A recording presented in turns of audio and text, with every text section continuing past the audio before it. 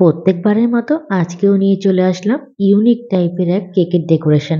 আগেই বলে নিই, এই কেকটা ছিল চকলেটি ফ্লেভারের। আর যে অর্ডার করেছিল সে আমার রিপিট কাস্টমার। সেই কাস্টমারটি তার বাড়ির যে কোনো অনুষ্ঠানের জন্য আমার থেকে কেক নিয়ে থাকে। তবে এইবার কিন্তু একটা না, দুটো কেক আমার কাছে অর্ডার করেছিল। 1 পাউন্ড ওজনের দুটো কেক, টোটাল 2 পাউন্ড কেক ছিল। তো চলো আর বেশি গল্প না করে কেকের ডেকোরেশনের দিকে যাওয়া যাক। এটা ছিল চকলেট বেস। যেহেতু কেকটা আমি চকলেটি ফ্লেভারে বানাবো তাই বেসটাও আমি চকলেটই রেখেছি। তবে কাস্টমার দুটো কেকই আমাকে চকলেট ফ্লেভারই করতে বলেছে। তো আমি না ক্রিমের মধ্যে ট্রাফেলটাকে একসাথে মিশিয়ে নিই না। তার দুটো কারণ আছে। একটা তো আমি যদি কেকটাকে একটু লাইট কালার করি তাহলে ক্রিমটা আমি যখন ক্রাম কোটিং করব সেটা হোয়াইট রাখবো আর হোয়াইটের উপরে লাইট কালারটা করব। কিন্তু চকলেট হয়ে গেলে পরে যখন আমি ফাইনাল কোটিংটা করব তখন কিন্তু একটু ডিস্টার্ব হয়। আর একটা সবথেকে বড় কথা যেটা, এইভাবে চকলেট ট্রাফেলটা যদি কেকের মাঝখানে দেওয়া হয়, মানে ক্রিমের মাঝখানে, তো সেটা কিন্তু খেতে বেশি টেস্টি লাগে।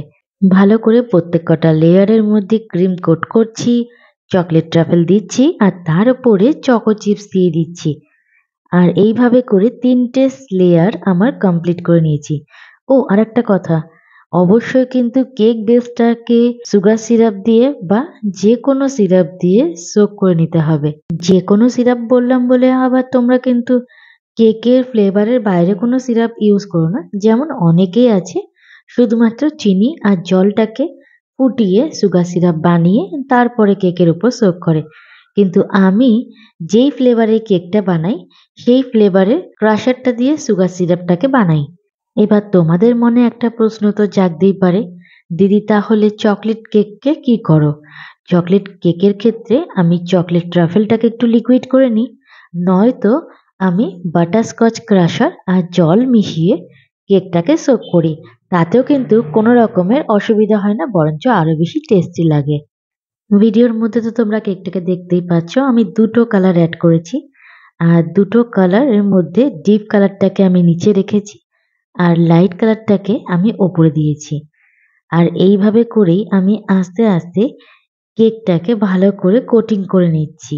কাস্টমার যদি বলে আমাকে খুব ডিপ কালার অ্যাড করতে, তবেই আমি আমার কেকের মধ্যে ডিপ কালার অ্যাড করি। নয়তোবা তোমরা নিজেরাও দেখেছো আমার প্রত্যেক কটা ভিডিওর মধ্যে একটু লাইট কালারের কেকগুলোই বেশি থাকে। তোমাদের কাছে অন্তর থেকে একটা রিকোয়েস্ট করছি, তোমরা যারা আমার ভিডিওটা দেখবে প্লিজ প্লিজ প্লিজ আমার পেজটাকে ফলো করে আমার পাশে থেকো। কারণ তোমাদের সাপোর্ট ছাড়া আমি কিন্তু এক পাও এগোতে পারবো না। সোশ্যাল মিডিয়াতে চোখ রাখলেই দেখা যায় অনেকে অনেক রকম ভিডিও বানায় আর অনেকে অনেক রকম ভাবে প্রতিষ্ঠিত হয়ে যায়, কিন্তু আসল হাতের কাজের কদর না খুব কম মানুষই দেয়। এই যেমন ধরো না, এই ভিডিওটার কথাই বলছি, তোমাদের সামনে কেটে কুটে ছেটে নিয়ে চলে এসেছি 5 থেকে 6 মিনিটের মধ্যে।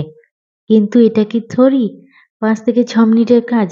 একটা কেককে রেডি করো, কেকের বেসটাকে রেডি করতে হবে, তারপর নিট অ্যান্ড ক্লিন করতে হবে, তারপর আবার কেকটাকে রেডি করতে হবে ডেকোরেশনের জন্য, তারপর আবার নিট অ্যান্ড ক্লিন করতে হবে, তারপর তার প্যাকেজিং আছে, তার ডেলিভারি আছে, তাকে ওভারনাইট সোক করার ব্যাপার রয়েছে।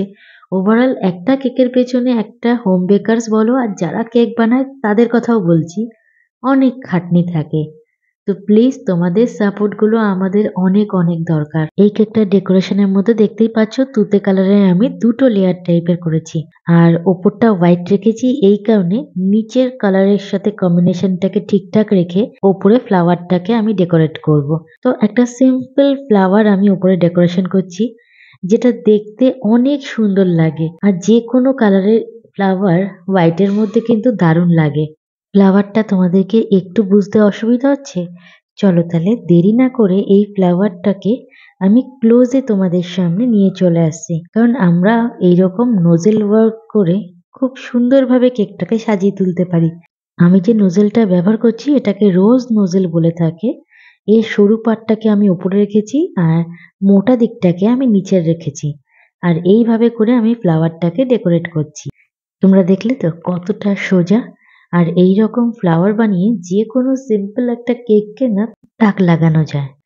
তো ফ্লাওয়ার গুলো কমপ্লিট হওয়ার পরে কিছু সাইড থেকে গোল্ডেন ফয়েল গুলো লাগিয়ে দিয়েছি। কেকটা এবার পুরো ডেকোরেশনটা কমপ্লিট। আর তোমরা কিন্তু পুরো ডেকোরেশনটা দেখার পরেই কমেন্ট করে জানিও ভিডিওটা তোমাদের কতটা ভালো লাগলো। আমার কাজগুলো তোমাদের পছন্দ হলে অবশ্যই আমার পেজটাকে ফলো করো।